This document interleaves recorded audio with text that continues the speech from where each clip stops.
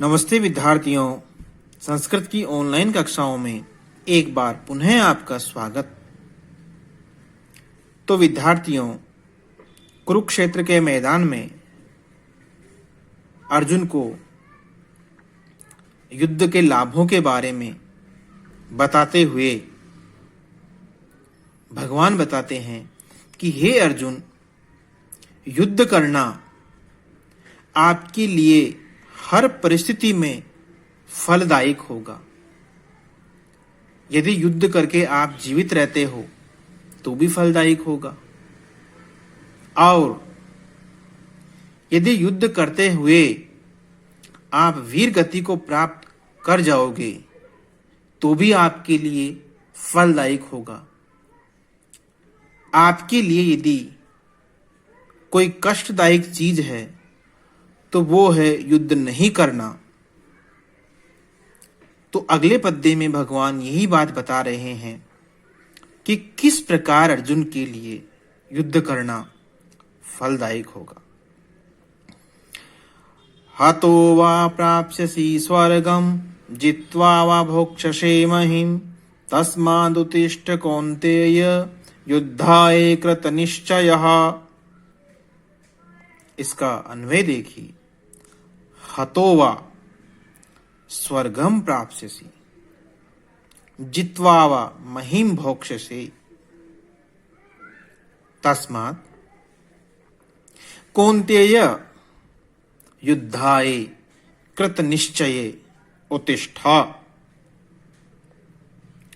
इसका अर्थ देखिए। हतो वा यानी मरकर, स्वर्गम स्वर्गलोक को, उस देवलोक को, प्राप्स्यसि प्राप्त करोगे, जित्वा वा और यदि जीत जाओगे तो महीम इस पृथ्वी को भोक्ष्यसे भोगोगे। तस्मात् इसलिए कौन्तेय हे अर्जुन, युद्धाय युद्ध के लिए, कृत निश्चय निश्चय वाला होकर के, उत्तिष्ठ खड़े हो जाओ। इसमें भगवान ये कह रहे हैं कि हे अर्जुन, यदि इस धर्म युद्ध को लड़ते हुए आप वीर गति को प्राप्त हो जाते हो तो आपको जन्नत नसीब होगी, आपको स्वर्ग की प्राप्ति होगी। किंतु यदि इस धर्म युद्ध को आप जीत करके जीवित रहते हो तो इस संपूर्ण संसार का, इस संपूर्ण पृथ्वी का भोग आप करोगे। इसलिए हे अर्जुन, आप युद्ध के लिए दृढ़ निश्चय करके सन्नद्ध हो जाइए, क्योंकि युद्ध करना ही आपके लिए फलदायक है। अगले पद्य में भगवान बता रहे हैं, सुख दुखे समे कृत्वा लाभालाभो जया जयौ ततो युद्धाय युज्यस्व नैवं पापमवाप्स्यसि। अन्वय देखिए इसका। सुख दुखे लाभा अलाभो जया जयो समे कृत्वा ततः युद्धाय युज्यस्व एवं त्वं पापम न अवाप्स्यसि। इसका अर्थ देखिए। सुख दुखे, सुख और दुख को, लाभा अलाभो लाभ और हानि को, जया जयो हार और जीत को, जय और पराजय को, समय यानी समान, कृत्वा यानी मान करके, ततः उसके बाद आप युद्धाय युद्ध के लिए युज्यस्व तैयार हो। एवं इस प्रकार करने से हे अर्जुन, आप पापम पाप को न अवाप्स्यसि, प्राप्त नहीं होवोगे।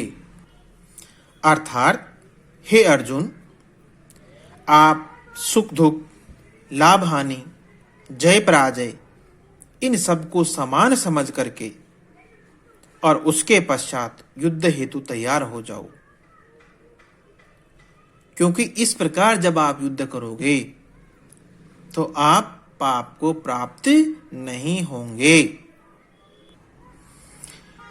आगे भगवान बताते हैं, एषा ते अभिहिता सांख्ये बुद्धिर्योगे त्विमां शृणु, बुद्ध्या युक्तो यया पार्थ कर्मबन्धं प्रहास्यसि।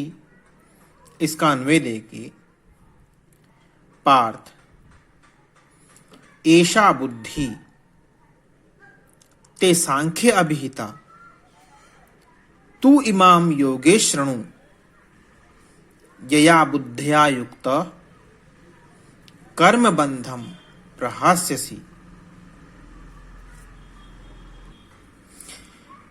इसका शब्दशः अर्थ देखिए, पार्थ यानी हे अर्जुन, एषा बुद्धि, ये जो बुद्धि है, ये जो ज्ञान है, वो ते यानी आपके लिए, सांख्य यानी ज्ञान योग के विषय में अभिहिता कही गई है।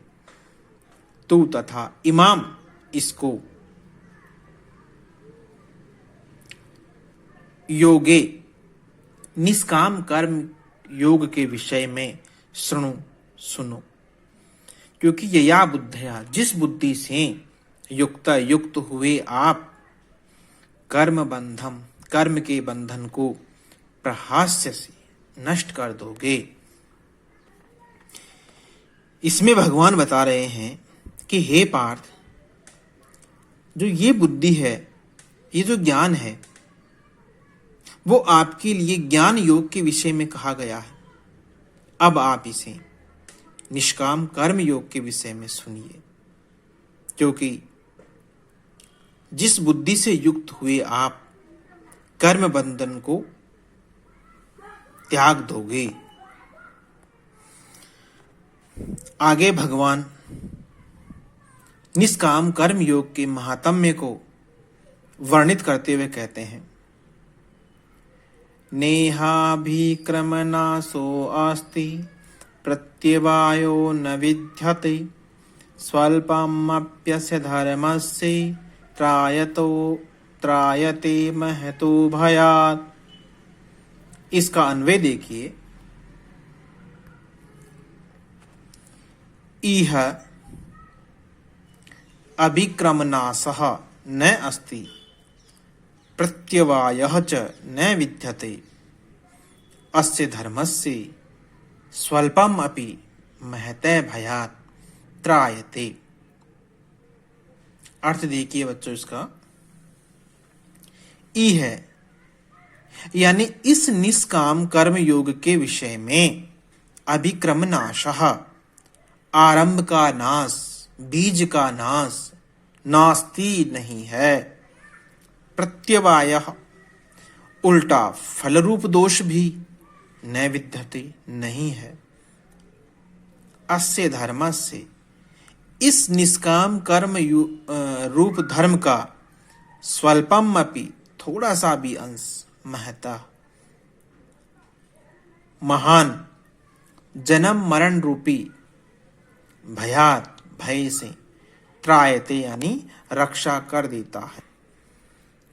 इसमें भगवान बता रहे हैं कि हे अर्जुन, इस निष्काम कर्म योग में आरंभ या बीज का नाश नहीं है तथा फल रूप दोष भी नहीं है। इस निष्काम कर्म योग रूपी धर्म का थोड़ा सा भी साधन है, वो जन्म मृत्यु रूपी महान भय से रक्षा कर लेता है।